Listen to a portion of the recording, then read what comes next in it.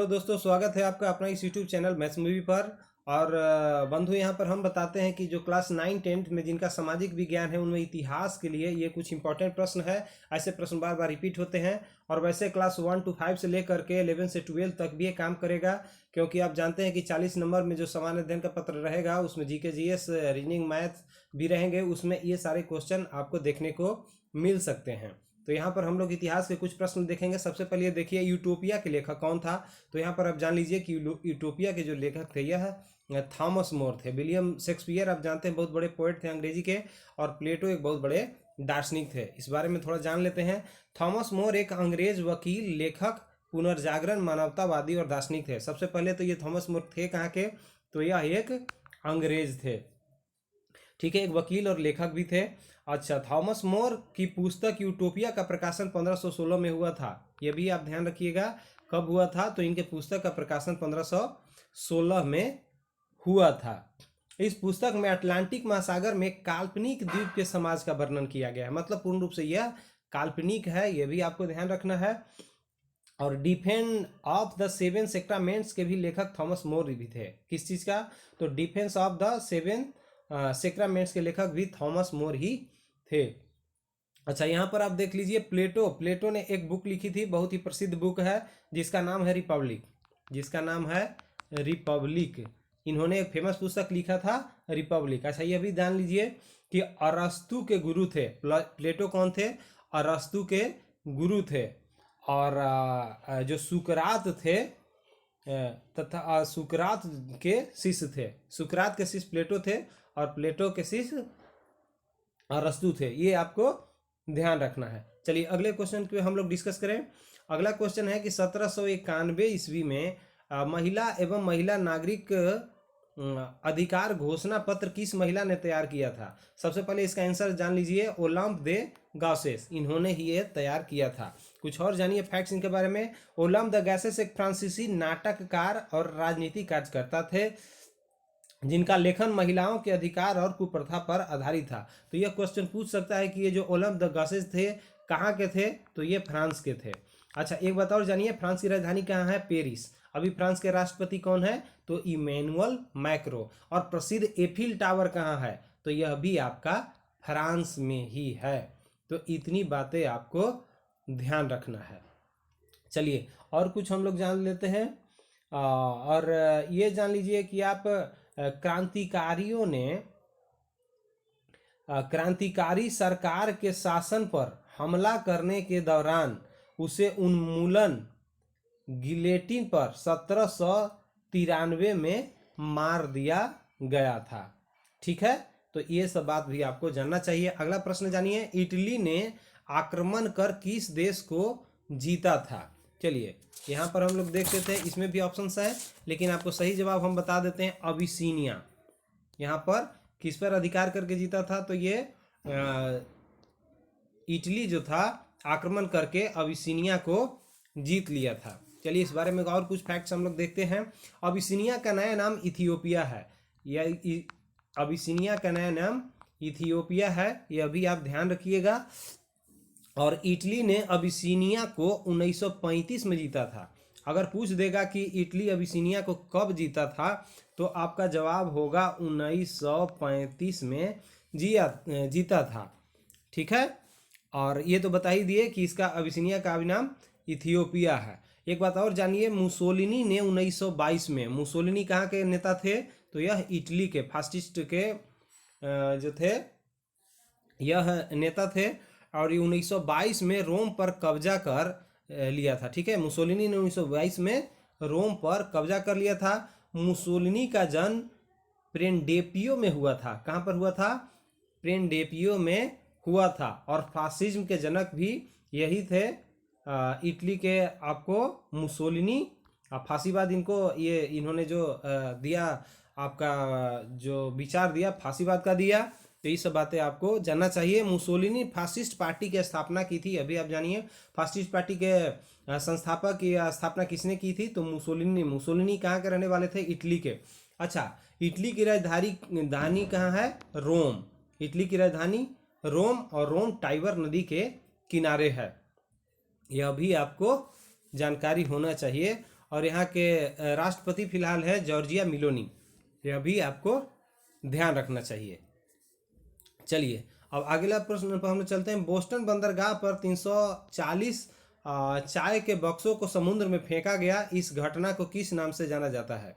तो इस घटना को सबसे पहले ये देख लीजिए आप कि बोस्टन टी पार्टी के नाम से जाना जाता है। और थोड़ी सी बात जान लीजिए कि 16 दिसंबर 1773 को बोस्टन के मैसूचासेट्स में सन्स ऑफ लिबर्टी के एक राजनीतिक और व्यापारिक विरोध के रूप में बोस्टन टी पार्टी की घटना हुई थी। यह भी पूछता है कि यह घटना कब हुई थी, आपको याद रखना है 16 दिसंबर 1773 को। ठीक है, बोस्टन टी पार्टी की घटना घटी थी। अच्छा, अब हम लोग अगला प्रश्न की तरफ देखेंगे। अगला प्रश्न कौन सा है? तो अगला प्रश्न आपका ये है, देख लीजिए यहाँ पर ये देख लेते हैं। अब बड़ा इंपॉर्टेंट क्वेश्चन है, इसको ध्यान दीजिएगा। यहाँ पर कह रहा है प्रथम विश्व युद्ध के तात्कालिक कारण क्या है?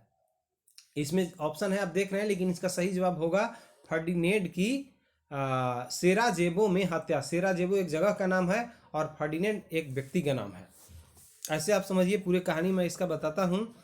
प्रथम विश्व युद्ध का तात्कालिक कारण फर्डिनेंड की सेराजेवो में हत्या करना था। और यह बात आप जानिए कि 28 जून 1914 ईस्वी को ऑस्ट्रिया के राजकुमार फर्डिनेंड का सेराजेवो में हत्या कर दिया था। बोस्निया की राजधानी सेराजेवो था और ये गए हुए थे, ये ऑस्ट्रिया के राजकुमार थे, इनको यह हत्या कर दिया गया था। ठीक है, जर्मन का एकीकरण कब हुआ था? तो 1871 में। यह भी आपको बात जानना चाहिए, इससे जुड़ा हुआ है। तो ठीक है, इस सब बातें को लेकर के और हम लोग आगे बढ़ते हैं और देखते चलेंगे कि कौन कौन सा इंपॉर्टेंट इसमें फैक्ट्स है जो हम लोग जानते चलेंगे। अब ये देख ले, अगला क्वेश्चन है कल्चरल रिवॉल्यूशन के समय कम्युनिस्ट पार्टी ऑफ चाइना के प्रमुख कौन थे? ठीक है, कल्चरल रिवॉल्यूशन के समय कम्युनिस्ट पार्टी ऑफ चाइना के प्रमुख कौन थे? तो ये थे माओ जेडोंग। ठीक है, माओ जेडोंग थे। अच्छा, एक बात और जानिए आप कि चीन में साम्यवादी पार्टी के जनक माओ से तुंग थे। साम्यवादी जो पार्टी है चीन में, उसके जनक कौन थे? तो माओ से तुंग थे। और माओ से तुंग ने 1949 में, याद रखिएगा आप, 1949 में साम्यवादी पार्टी की ओर से चीन में प्रथम राष्ट्रपति भी बने थे। साम्यवादी पार्टी के तरफ से चीन के प्रथम राष्ट्रपति कौन बने थे? तो माओ से तुंग बने थे। और समाजवाद का वैज्ञानिक आधार पर जो परिभाषित किया था किसने? तो कार्ल मार्क्स ने। और भारत में कम्युनिस्ट पार्टी के जनक कौन थे? M.N. रॉय। यह भी हमें जानकारी होना चाहिए। अगले प्रश्न की तरफ हम लोग चले। निम्न में से किस यूरोपीय जाति को इंडोनेशिया में प्रभुत्व जमाने में सफलता मिली? इसका सही आंसर आप जान लीजिए, डच। ठीक है, इसका सही आंसर है डच। डच को इंडोनेशिया प्रभुत्व जमाने में सफलता मिली थी। और 17वीं शताब्दी के शुरुआत में दक्षिण पूर्व एशिया में मसाला बाजारों में प्रवेश के इरादे से डच यहाँ पर आए थे। और 1605 में डचों ने पुर्तगालियों से अवयोना छीन लिया था। यह बात भी आपको मालूम होना चाहिए। और आगे हम लोग फिर चलेंगे, ध्यान देंगे। अगला क्वेश्चन है कि गौतम बुद्ध की माता किस वंश से संबंधित है? इस क्वेश्चन को नहीं ध्यान से पढ़िएगा तो 100% आपका गलत होना ही होना है। एक नज़र में आप मारेंगे, आप गलत क्वेश्चन करके आएंगे। गौतम बुद्ध की माता किस वंश की थी, यह क्वेश्चन है। अगर आप सीधा गौतम बुद्ध के वंश तो शाक में आप मार देंगे, लेकिन यह हो जाएगा गलत। तो इसमें से तो उपयुक्त में से कोई नहीं होगा। और क्यों नहीं होगा, इसका कारण हम लोग देखते हैं। यहाँ पर है कि गौतम बुद्ध की माता जो थी वह माया देवी थी। गौतम बुद्ध की माता का नाम था माया देवी और वे कोलीय वंश से संबंधित थी, जो कि इसमें नहीं है। और शाक्य गणराज की राजधानी कहाँ था? तो कपिलवस्तु। और शाक्य मुनि गौतम बुद्ध को कहा जाता है, ये बात भी आप जानते हैं। और गौतम बुद्ध के मौसी ने इनका पालन पोषण किया था और उनका नाम था प्रजापति गौतमी। प्रजापति गौतमी ने इनकी पालन पोषण का काम किया था। इनकी मां को जन्म के बाद देहांत हो गया था। और देवदत्त महात्मा बुद्ध के चचेरे भाई का नाम था। और गौतम बुद्ध का जन्म कपिलवस्तु के निकट लुम्बिनी में हुआ था। और इनके पिता का नाम सुदोधन था, जो शाक्य गण के प्रधान थे, ये भी आपको मालूम होना चाहिए। और बौद्ध ग्रंथों में गृह त्याग की घटना को महाभिनिष्क्रमण कहा जाता है। क्या कहा जाता है? महाभिनिष्क्रमण कहा जाता है। यह 29 वर्ष की अवस्था में इन्होंने घर छोड़ दिया था। चलिए, इनका एक पुत्र भी था जिसका नाम राहुल था और इनकी पत्नी की नाम यशोधरा था। ये सारी बातें आपको जानकारी होना चाहिए। प्रसिद्ध यूनानी राजदूत मेगास्थनीज भारत के में किसके दरबार में आए थे? तो ये आपको मालूम होना चाहिए कि मेगास्थनीज जो था चंद्रगुप्त मौर्य के ये दरबार में आए थे। अब इसके बारे में जानिए कि मेगास्थनीज का पुस्तक एक है इंडिका। मेगास्थनीज ने एक पुस्तक लिखा है, बड़ा फेमस किताब है इंडिका। ठीक है। मेगास्थनीज ने सेलुकस निकेटर के द्वारा भेजा गया एक राजदूत थे। ये मेगास्थनीज कौन था? तो सेलुकस निकेटर के राजदूत थे। ठीक है, ये बातें हमें मालूम होना चाहिए। और मेगास्थनीज ने पाटलिपुत्र को पालीब्रोथा का नाम दिया था। वैसे आप जानते हैं पाटलिपुत्र को 5 नाम से जाना जाता है, लेकिन इसके अलावा ये पालीब्रोथा नाम दिया था। ठीक है। इंडिका में मौर्य नगर प्रशासन के बारे में सर्वाधिक जानकारी इंडिका से ही प्राप्त होती है। अगर कोई मौर्य वंश के संबंध में जानकारी विशेष लेना चाहे तो वह किससे होता है? तो इंडिका से, और खास करके पटना के विषय में इससे और विशेष जानकारी मिलता है। और इंडिका में भारतीय समाज को 7 श्रेणियों में बांटा गया था। ये 7 भागों में बांटे भारतीय समाज को। कौन कौन समाज? तो पहला है आपका दार्शनिक, दूसरा है कृषक, और तीसरा है अहीर। अहीर मतलब पशुपालक। आज यादव के सेंस में हम लोग देखते हैं, उस समय अहीर नाम से प्रचलित है, जो पशुपालक कहलाते थे। जो पशुपालक थे उनका नाम अहीर था। और चौथा कारीगर थे, 5वें सैनिक थे, छठा निरीक्षक थे, और 7वां सभासद थे। ठीक है। मेगास्थनीज ने उल्लेख किया कि भारत में दास प्रथा नहीं है, जबकि भारत में प्राचीन काल से दास प्रथा थी। अगर आप मेगास्थनीज को पढ़ेंगे इंडिका को तो उसमें पता चलेगा कि यहाँ दास प्रथा नहीं थी, लेकिन ये आपको तो मालूम ही है कि दास प्रथा यहाँ पर था। चलिए, यहाँ पर आगे देखते हैं। बराबर की गुफाओं के विषय में निम्न में से कौन सा सही है? तो सबसे पहले तो आपको हम सही आंसर बता दें कि इसका आंसर होगा उपयुक्त में से 1 से अधिक, क्योंकि बराबर पहाड़ी पर कुल 4 गुफाएं हैं, यह भी सही है। 3 गुफाओं की दीवार पर अशोक के अभिलेख उत्कीर्ण है, यह भी सही है। और ये अभिलेख इन गुफाओं को आजीविकों को समर्पित होने का उल्लेख करते हैं। थोड़ा सा हम लोग जान लेते हैं। बराबर पहाड़ी की गुफाओं में उत्कीर्ण अभिलेख 3री सदी ईस्वी के पूर्व से संबंधित है। बराबर नामक पहाड़ी कुल 4 गुफाएं स्थित है, जिसका नाम भी आप जान लीजिए, सुदामा, कर्ण, चौपार और विश्व झोपड़ी। कौन कौन सा? बराबर नामक जो पहाड़ी पर कुल 4 गुफाएं हैं, जैसा कि हमने देखा यहाँ पर, तो उन चारों गुफाओं का नाम भी था सुदामा, कर्ण, चौपार और विश्व झोपड़ी। चलिए, बराबर पहाड़ी दक्षिणी बिहार के जहानाबाद जिले में स्थित है। जहानाबाद जिला की तरफ जाइएगा तो एक बानाबार आपको होल्ट मिलेगा, और वही बानाबार जो है बराबर से हम लोग ऐसा जानते हैं, लेकिन उसका नाम बानाबार है, होल्ट वहाँ पर है। यह जहानाबाद जिला में है और दक्षिणी बिहार में पड़ता है। इसमें अशोक द्वारा आजीवक संप्रदाय के साधुओं के निवास के लिए गुफा में दिए जाने वाले बातों का विवरण मिलता है। और चट्टानों को काटकर बनाई गई इन गुफाओं का संबंध मौर्य काल से है। बराबर की पहाड़ी के चोटी पर बाबा सिद्धनाथ का मंदिर भी है।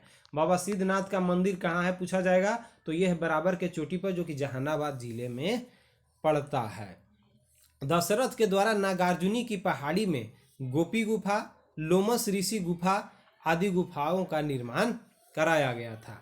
चलिए, अगला बहुत सारी जानकारी इससे हो गया। हम लोग ये देखते हैं अगला प्रश्न है, महावीर स्वामी का जन्म कहाँ हुआ था? ये तो बड़ा इजी क्वेश्चन है, आप लोग सब जानते होंगे।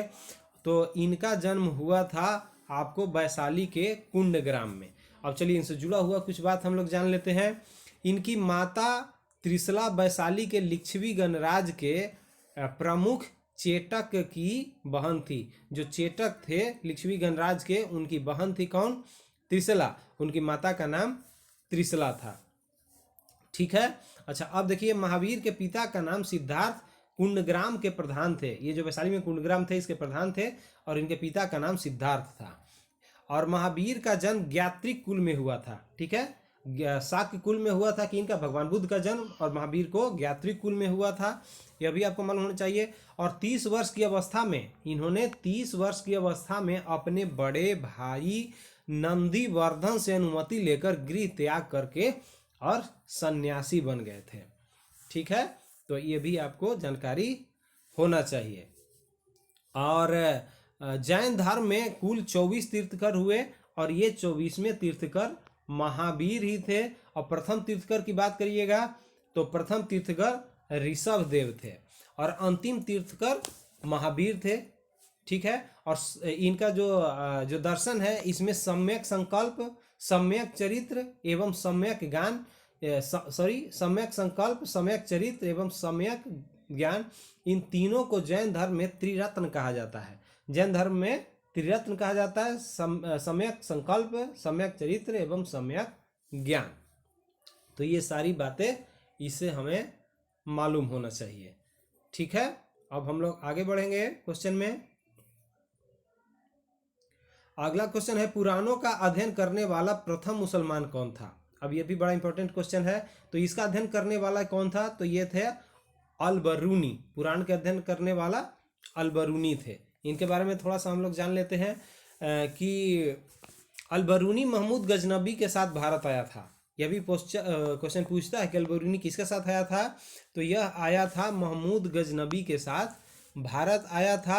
और अल-बरूनी इतिहासकार के साथ साथ खगोल विज्ञान, भूगोल, तर्कशास्त्र, औषधि विज्ञान, गणित तथा धर्मशास्त्र में भी रुचि रखता था। ये बड़ी इंटरेस्टेड थे, इनका लगाव था पढ़ाई लिखाई से। इसीलिए आप समझ सकते हैं कि खगोल विज्ञान, भूगोल विज्ञान, तर्कशास्त्र, औषधि विज्ञान, गणित एवं धर्मशास्त्र से भी इनमें रुचि था। इन्होंने संस्कृत का भी अध्ययन किया जिसमें ब्रह्मगुप्त, बलभद्र तथा ब्राह्ममिहिर की रचनाएं उल्लेखनीय है। और अल-बरूनी ने अरबी भाषा में तहकीक हिंद की रचना भी की थी।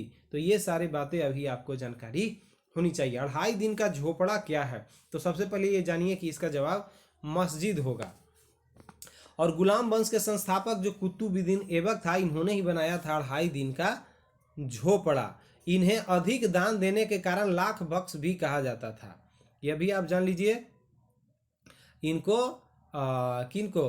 तो ये कुतुबुद्दीन ऐबक जो थे ये बहुत अधिक दान करते थे, इसलिए इनको कुतुबुद्दीन ऐबक को लाख बख्श भी कहा जाता था। ऐबक ने दिल्ली में कुव्वत उल इस्लाम नामक मस्जिद का भी निर्माण कराया था।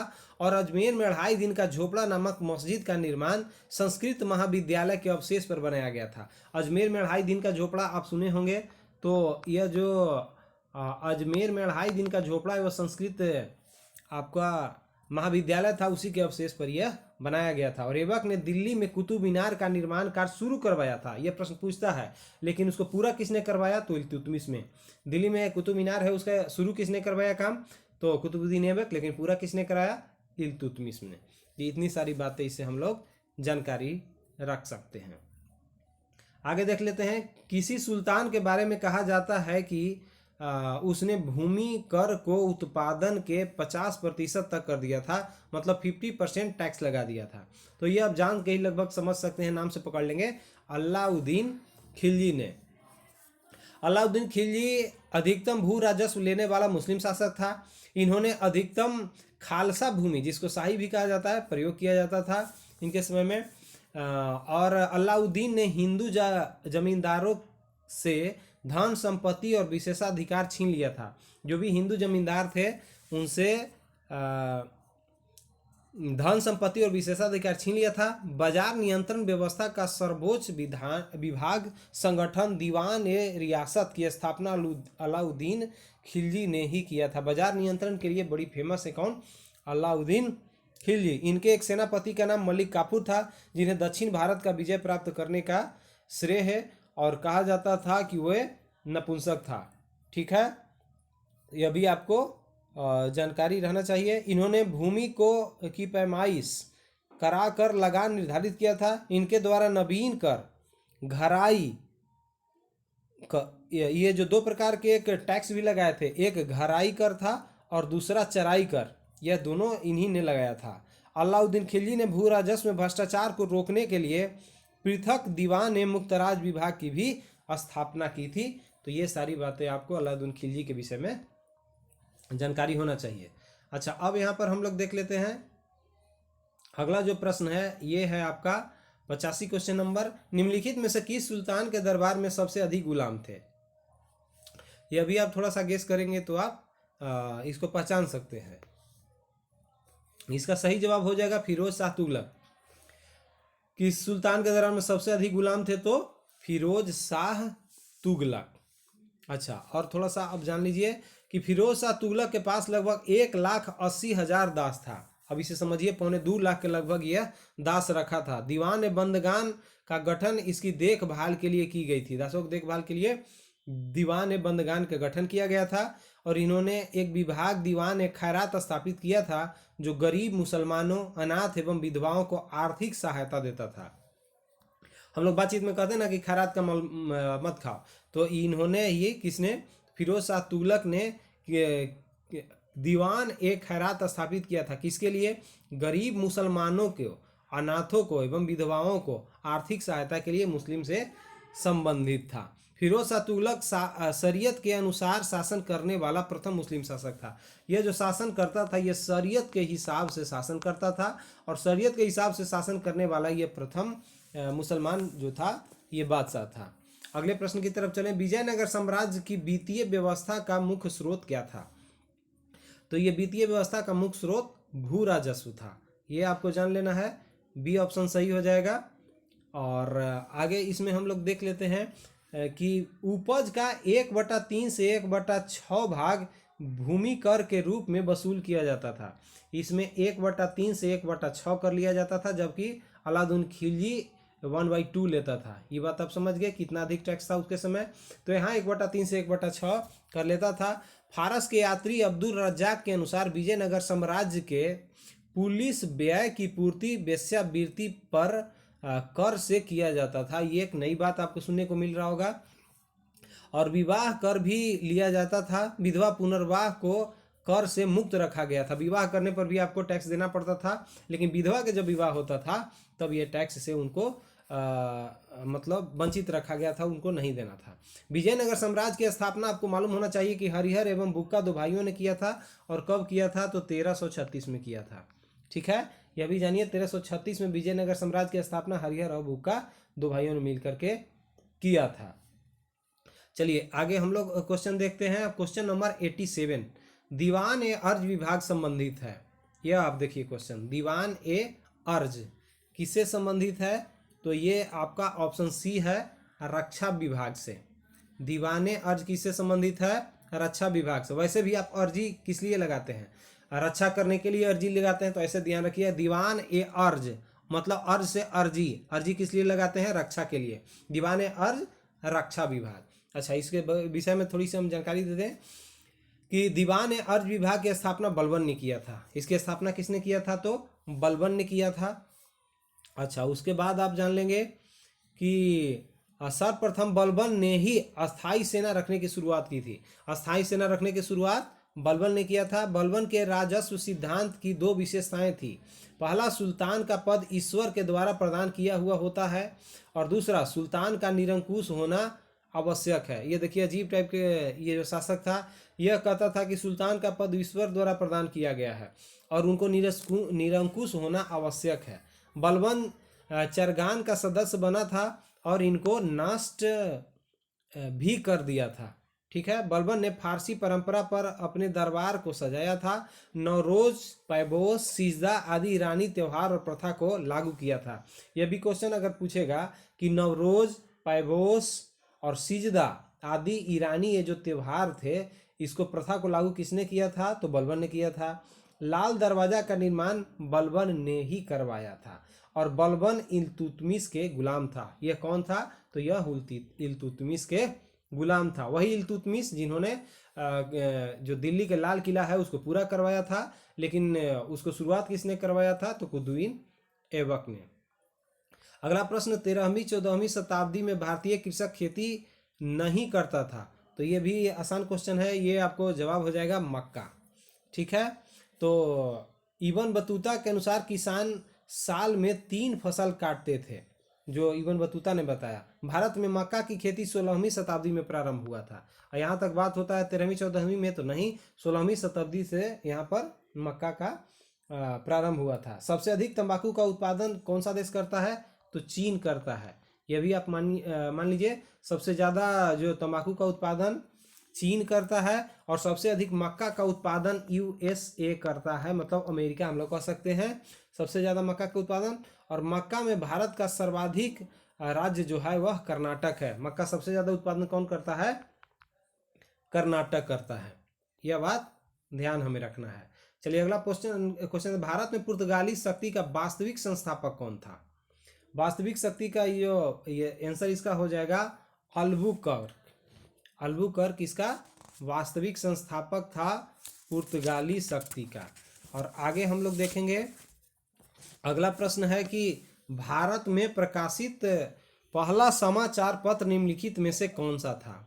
भारत में बात कर रहा है, तो ये आप जान जाइए, Bengal Gazette, the Bengal Gazette यही था।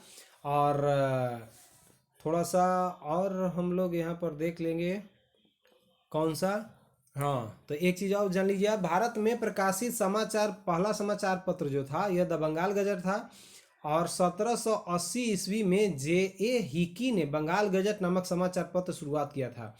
यह भी आता है कि द बंगाल गजट की शुरुआत किसने किया था? तो जे.ए. हिकी ने शुरू किया था। और लॉर्ड बेलेजी द्वारा 1799 ईस्वी में सभी समाचार पत्रों पर सेंसरशिप लगा दिया था। ठीक है।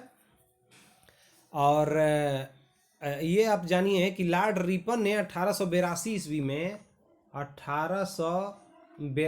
ईस्वी में लॉर्ड रिपन ने बर्नाकुलस प्रेस एक्ट अधिनियम को रद्द कर दिया था।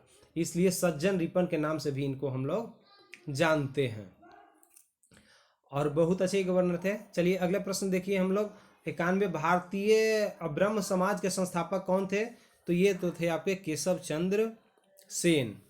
ठीक है, ये केशव चंद्र सेन। तो अगला क्वेश्चन, निम्नलिखित में से कौन भारतीय राष्ट्रीय कांग्रेस की स्थापना अधिवेशन में उपस्थित नहीं था? देखिए इसको अच्छा तरह से आप समझिएगा, ये बड़ा ही इंपॉर्टेंट क्वेश्चन है। तो भारतीय राष्ट्रीय कांग्रेस के जब स्थापना अधिवेशन हो रहा था 1885 में, तो उस समय ये सुरेंद्र नाथ बनर्जी नहीं थे। अब इसमें सारी बातें थोड़ा सा हम लोग देख लेंगे। भारतीय राष्ट्रीय कांग्रेस की स्थापना अधिवेशन में सुरेंद्र नाथ बनर्जी उपस्थित नहीं थे। नेशनल कॉन्फ्रेंस की दूसरी बैठक 1885 में हो रही थी, ये आपको मालूम होगा। नेशनल कॉन्फ्रेंस बना था, उसकी दूसरी बैठक हो रहा था 1885 में, तो यह सुरेंद्र नाथ बनर्जी वहीं थे। ठीक है, इस कारण ये भारतीय राष्ट्रीय कांग्रेस की स्थापना में शामिल नहीं थे। और पहली बैठक अगर कहेगा कि नेशनल कॉन्फ्रेंस कब हुआ था, तो 1883 में। अच्छा, भारतीय राष्ट्रीय कांग्रेस की स्थापना कब हुआ था? तो 28 दिसंबर 1885 ईस्वी को। ठीक है, 28 दिसंबर 1885 ईस्वी को भारतीय राष्ट्रीय कांग्रेस की स्थापना हुई थी। और किसने किया था? तो ए.ओ. ह्यूम ने किया था। ए.ओ. ह्यूम, पूरा नाम एलन ऑक्टेवियस ह्यूम। अच्छा, जो पहला अधिवेशन हुआ था भारतीय राष्ट्रीय कांग्रेस का, इसमें कितने लोगों ने भाग लिया था? तो इसमें 72 लोगों ने भाग लिया था। और इसकी स्थापना किस जगह पर यह आयोजन किया गया था? तो बम्बई में एक जगह है, गोकुलदास तेजपाल संस्कृत विद्यालय। गोकुलदास तेजपाल संस्कृत विद्यालय बम्बई में है, वहीं पर किया गया था। होना था पूना में, तो कहिए कि वहाँ क्यों नहीं हो पाया? तो वहाँ पर प्लेग फैल गया था, बीमारी, जिसके कारण ये बम्बई में हुआ था।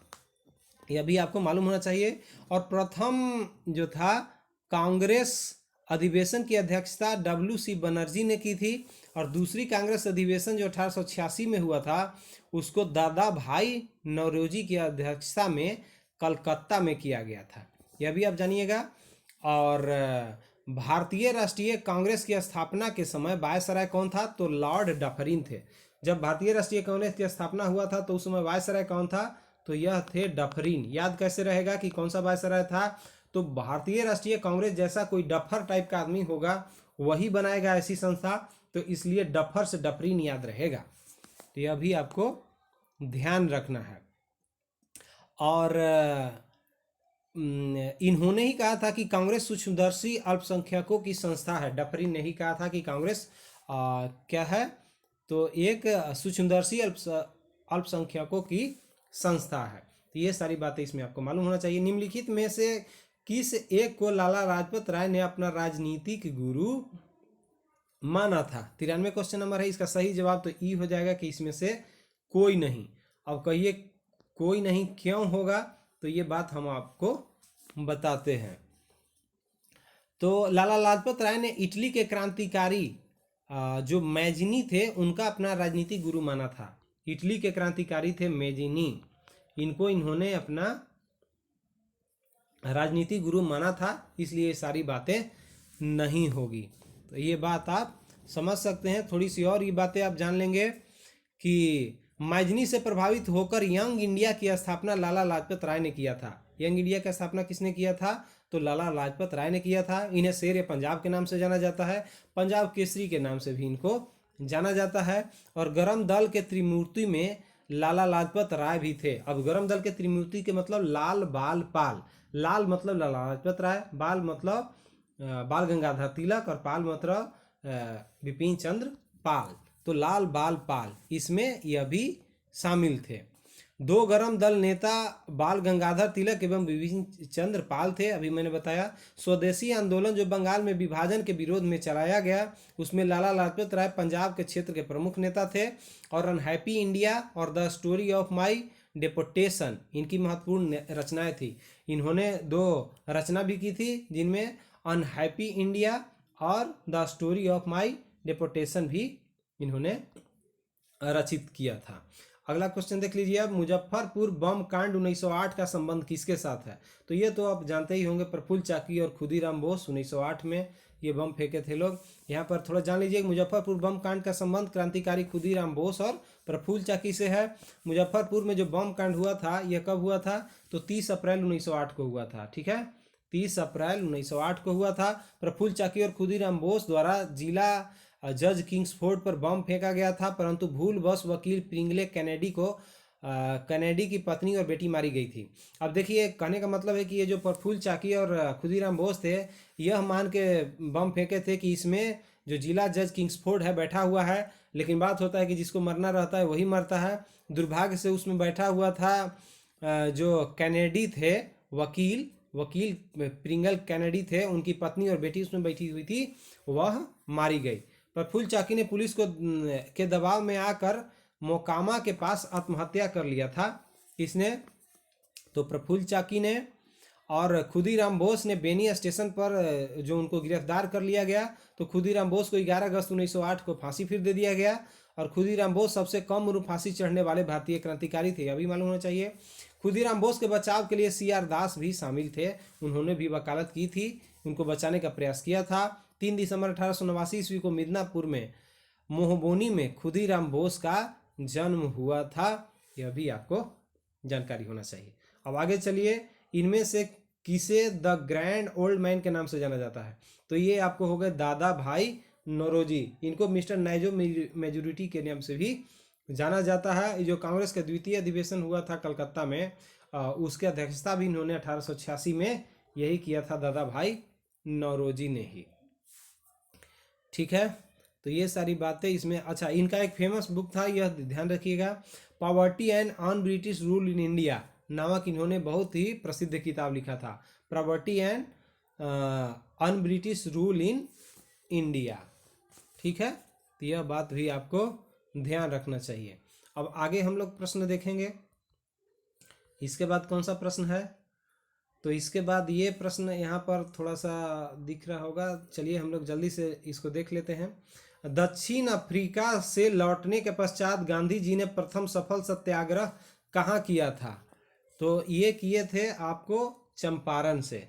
ठीक है, ये तो आपको फेमस ही है, मालूम ही होगा, बिहार में चंपारण है, यहाँ से शुरू हुआ था। जालियांवाला बाग हत्याकांड कब हुआ था? तो यह 13 अप्रैल 1919 को हुआ था। यह भी आप जान लीजिए कि आपको जालियांवाला बाग में पंजाब के 2 लोकप्रिय नेता डॉक्टर सैफुद्दीन किचलू और सत्यपाल की गिरफ्तारी के विरोध में एक सार्वजनिक सभा बुलाई गई थी। किसके विरोध में? 13 अप्रैल 1919 को पंजाब में ये जालियांवाला बाग में बुलाया गया था। तो वहाँ के एक लोकप्रिय नेता थे, 2 नेता, डॉक्टर सैफुद्दीन किचलू और सत्यपाल, जिनकी गिरफ्तारी हुई थी, उसी के विरोध में बुलाया गया था। जनरल डायर ने निहत्थे शांतिपूर्ण भीड़ पर गोलियां चलाई, जिसके लगभग 1000 लोगों की हत्या हो गई। इस घटना से आहत होकर रविंद्रनाथ टैगोर ने नाइटहुड की उपाधि लौटा दी। क्वेश्चन आता है कि नाइटहुड की उपाधि किसने लौटा दी? तो रविंद्रनाथ टैगोर ने। किस घटना से दुखित होकर के? जालियांवाला बाग घटनाकांड से दुखित होकर के। अच्छा, जालियांवाला बाग हत्याकांड के विरोध में शंकरन नायर ने वायसराय की कार्यकारिणी से इस्तीफा दे दिया था। यह भी वेरी वेरी इंपॉर्टेंट क्वेश्चन है कि वायसराय की कार्यकारिणी से इस्तीफा किसने दिया था, तो शंकरन नायर ने इस्तीफा दे दिया था। और इस घटना की जांच हेतु हंटर समिति का गठन किया था। ठीक है, इस घटना के जांच हेतु हंटर कमेटी की स्थापना किया गया था। हंटर कमेटी में भारतीय सदस्य थे CH शीतलवाड़, पंडित जगत नारायण एवं सुल्तान अहमद खान, यह भी उसमें शामिल थे। रॉलेट एक्ट मार्च 1919 में स्वतंत्रता का हनन हो रहा था। रॉलेट एक्ट के द्वारा स्वतंत्रता का हनन हो रहा था। और ये कब रॉलेट एक्ट आया था, तो 1919। गांधी जी ने रॉलेट एक्ट को क्या कहा था, यह भी आप जानिए, यह इससे जुड़ा हुआ है। तो रॉलेट एक्ट कानून को उन्होंने काला कानून कहा था गांधी जी ने। और गांधी जी द्वारा प्रथम ऑल इंडिया स्तर पर विरोध भारत में रॉलेट एक्ट के विरोध के रूप में ही शुरू किया था। चलिए, इतनी बातें हम लोग जान गए। महात्मा गांधी द्वारा चलाया गया पहला जन आंदोलन कौन था, तो ये पहला जन आंदोलन की बात करेंगे तो यह था असहयोग आंदोलन, जो कब हुआ था, 1920 में शुरुआत हुआ था। और कब, 1 अगस्त 1920 को शुरुआत किया गया था असहयोग आंदोलन। अब अगला प्रश्न देखें हम लोग, स्वराज दल की स्थापना किसने की थी। अब ये देखिए, स्वराज दल की जो स्थापना है ये किए थे आपको चित्तरंजन दास और मोतीलाल नेहरू ने। CR दास इसके अध्यक्ष एवं मोतीलाल नेहरू इनके महासचिव थे। मोतीलाल नेहरू महासचिव थे और CR दास मतलब चित्तरंजन दास इसके अध्यक्ष थे। चलिए अब आगे देखते हैं हम लोग। अगला क्वेश्चन, 1928 में साइमन कमीशन भारत में किस उद्देश्य से आया था, तो ये साइमन कमीशन किस उद्देश्य से आया था, तो यह आया था प्रशासनिक सुधार पर विचार के उद्देश्य से यहाँ आया था। और महात्मा गांधी ने दांडी यात्रा कहाँ से प्रारंभ की थी, तो इसका तो ये इजी क्वेश्चन है, जो भी कंपटीशन का तैयारी करते होंगे जरूर जानते होंगे, ये आपको मालूम होना चाहिए। साबरमती से इन्होंने स्टार्ट किया था।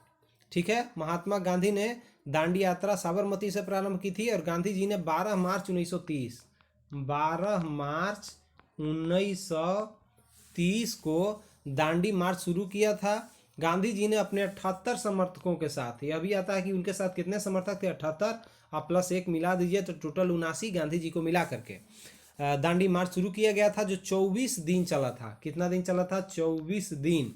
और कितना मील, तो ये 240 मील, जिसको 385 किलोमीटर हम लोग कह सकते हैं।